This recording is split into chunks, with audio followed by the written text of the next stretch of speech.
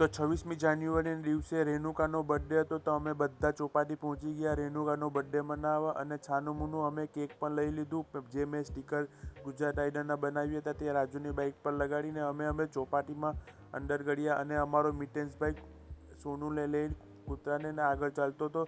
પછી અમે થોડીક વાર નવડા હતા, તો બધા 12 વાગ્યામાં હજી વાર હતી, તો ઘરની છોકરીઓ બધી ગેમ રમતી હતી. પછી અમે 12 વાગ્યા એટલે કેક કાઢી દીધું અને ભાવિકભાઈ પણ આવ્યા હતા ઓનલાઈન. પછી અમે રેણુકાને બર્થડે વિશ કર્યો અને એકદમ મસ્ત બર્થડે ગયો.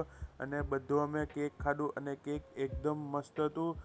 કેક હતું રસમલાઈ અને બહુ સ્વાદિષ્ટ હતું. તો અમે બધા લૂંટાલૂંટમાં માંડી પડ્યા કે કેક ના વધે એના માટે ફટાફટ બધે ખાવા માંડ્યા. અને કેક એક બહુ મસ્ત હતું. અને કેક ખાધા પછી અમે ઘર તરફ નીકળવાનું હતું, તો મિતાંશભાઈને તો થેલીમાં પાર્સલ કરી અને અમે ઘર તરફ નીકળવાની તૈયારી કરીને અમે બધા ઘર તરફ